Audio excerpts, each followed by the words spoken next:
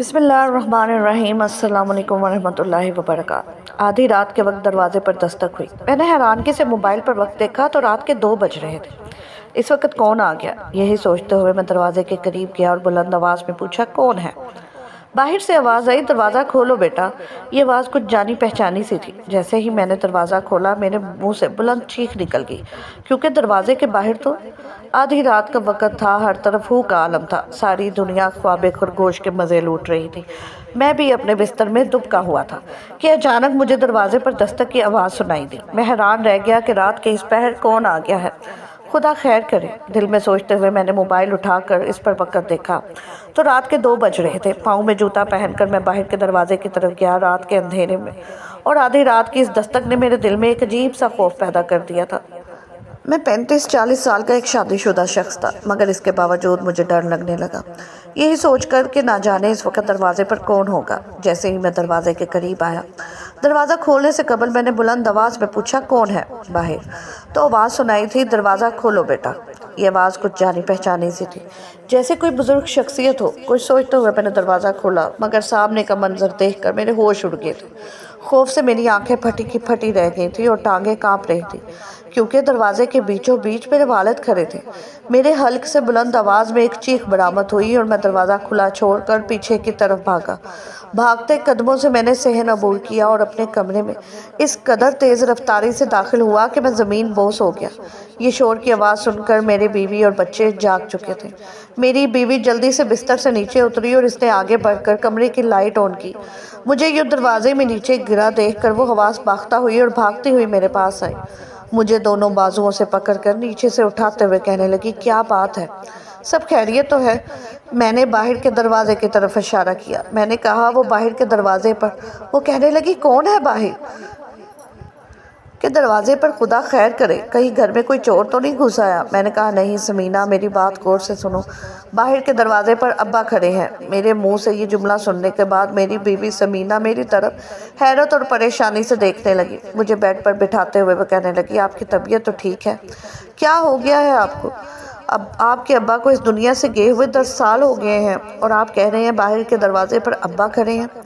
رکیے، میں دروازہ بند کر کے آتی ہوں۔ میں اپنی بیوی کو آواز دے کر روکتا رہ گیا، مگر وہ کمرے سے نکل گئی۔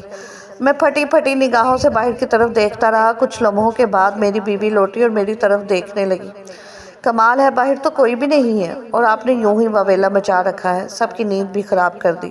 وہ سر جھٹکتے ہوئے بیڈ کے دوسری جانب آ کر لیٹ گئی اور بچوں کو بھی ساتھ لٹا لیا۔ میں یوں ہی بیڈ پر ہکا بکا رہ گیا اور سوچنے لگا کہ ابھی کچھ دیر پہلے میرے ساتھ کیا ہوا تھا۔ یہ حقیقت تھی یا فسانہ تھا یا پھر خواب تھا؟ میں نے ابا کو دروازے میں دیکھا تھا، انہوں نے میری طرف ہاتھ بڑھایا تھا، اسی لیے تو میں انہیں دیکھ کر ڈر گیا تھا، کیونکہ میرے والد کی وفات کو کم از کم 10 سال ہو چکے تھے۔ تو پھر میرے ابا گھر کے دروازے پر کیوں آئے تھے؟ کمرے کی لائٹ بند تھی۔ کچھ دیر بعد کمرے میں میری بیوی کے خراٹے گونج رہے تھے۔ میری بیوی اور بچے سکون کی نیند دوبارہ سو چکے تھے، مگر میری آنکھوں سے تو جیسے نیند روٹھ چکی تھی۔ تمام رات میں نے چھت کو گھورتے ہوئے گزار دی۔ میں بری طرح ششپنج کا شکار تھا اور سوچ رہا تھا کہ آخر میرے والد میرے گھر کے دروازے پر کیوں آئے تھے۔ صبح حسب معمول اٹھنے کے بعد میں اپنے کام پر روانہ ہو چکا تھا، مگر یہ بات میرے دل و دماغ سے نکلنے کا نام ہی نہیں لے رہی تھی۔ میں ششپنج کا شکار بھی تھا اور خوفزدہ بھی تھا۔ دھیرے دھیرے وقت یوں ہی گزرتا گیا اور تقریباً 10-15 دن بعد میرے ذہن سے یہ بات محو ہو گئی۔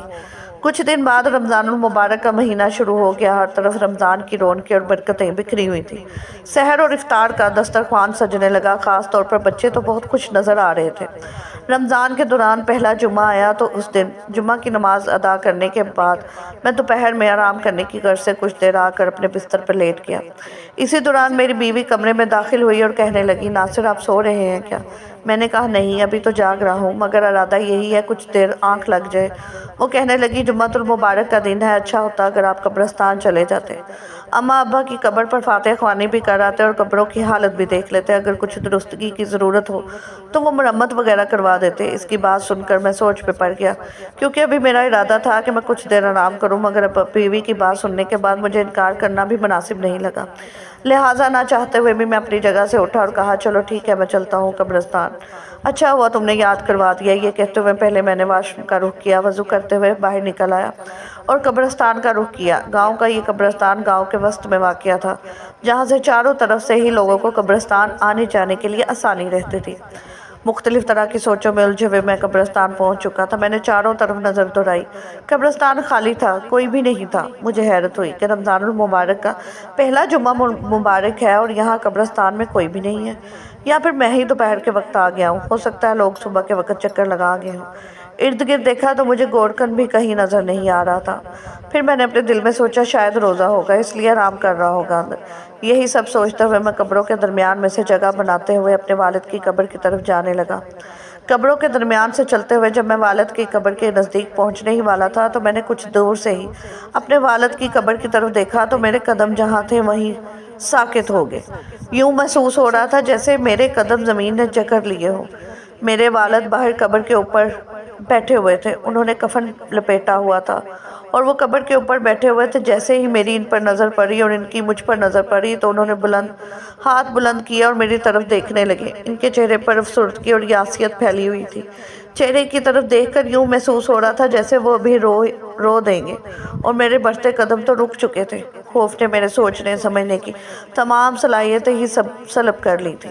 سمجھ نہیں آ رہا تھا قدم آگے بڑھاؤں یا پیچھے۔ چند لمحوں بعد جب میں کچھ سوچنے سمجھنے کے قابل ہوا تو میں نے جلدی سے رخ موڑا اور قبرستان سے باہر کی طرف دوڑ لگا دی۔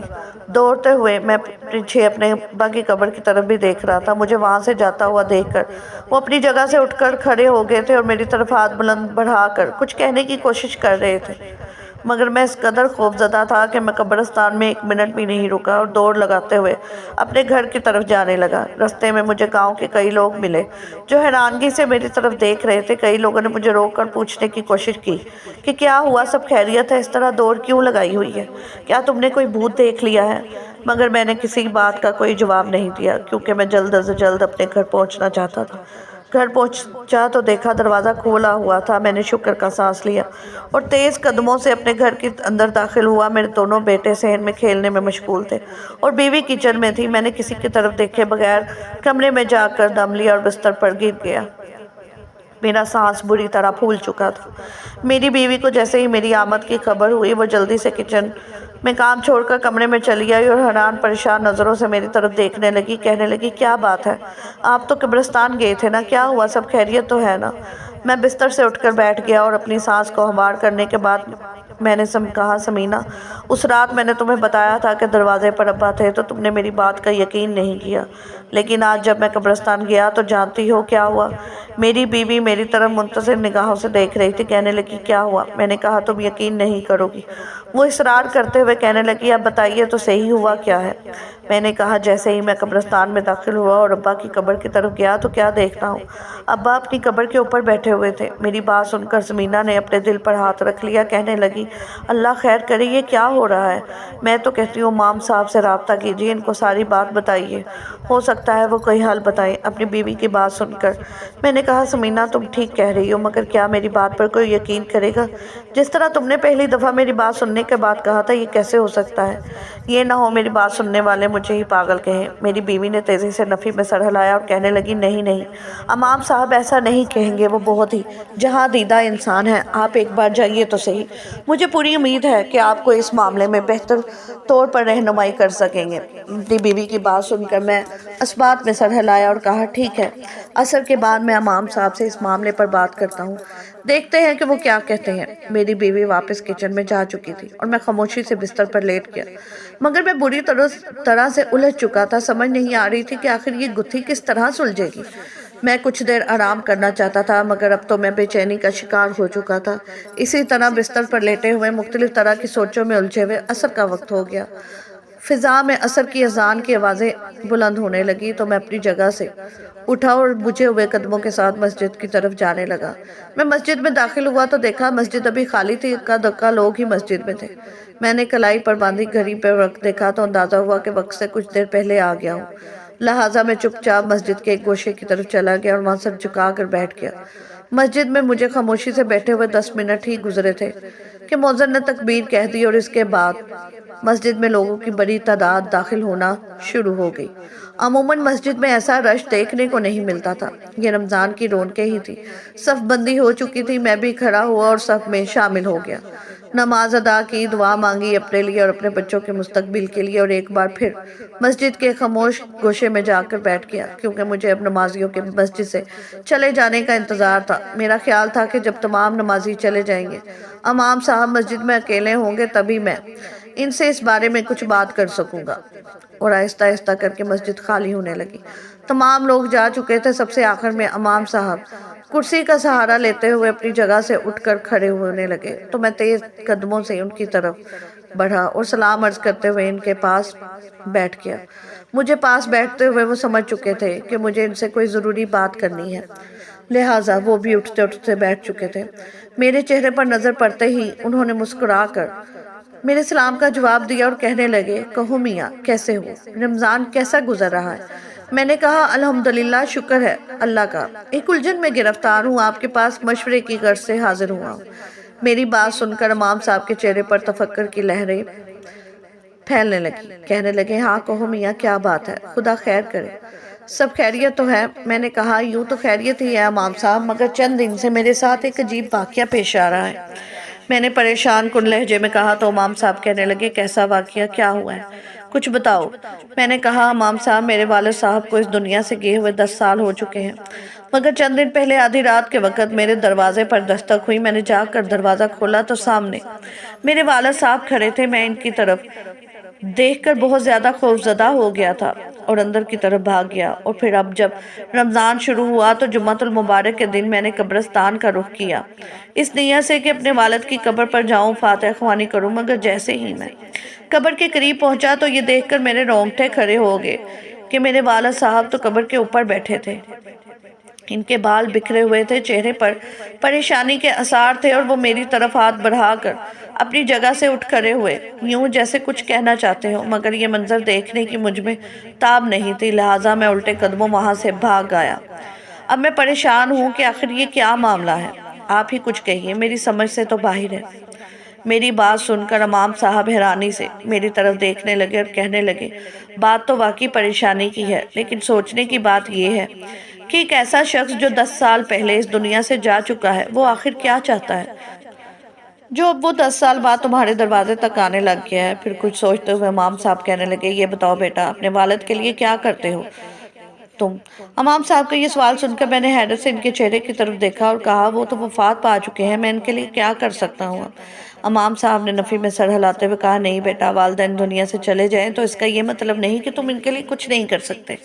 مجھے یہ بتاؤ، کیا تم اپنے والدین کی مغفرت کے لیے دعا کرتے ہو؟ امام صاحب کا یہ سوال سن کر میں نے شرمندگی سے سر جھکا لیا اور کہا، نہیں، جب میرے والدین اس دنیا سے گئے تب شروع میں دعا کیا کرتا تھا، پھر آہستہ آہستہ وقت کے ساتھ ساتھ ان کی یاد کم ہونے لگی تو میری دعاؤں میں ان کا تذکرہ بھی کم ہو گیا۔ امام صاحب نے دوسرا سوال کرتے ہوئے کہا، اچھا یہ بتاؤ کہ اپنے والدین کے لیے صدقہ خیرات کرتے ہو؟ میں نے کہا، نہیں، میں نے کبھی والدین کے لیے صدقہ خیرات نہیں کیا۔ امام صاحب کہنے لگے، اس کے علاوہ کوئی ایسا نیک کام جو تم اللہ کی خوشنودی کے لیے کرتے ہو؟ میرے چہرے پر شرمندگی کے آثار پھیل چکے تھے۔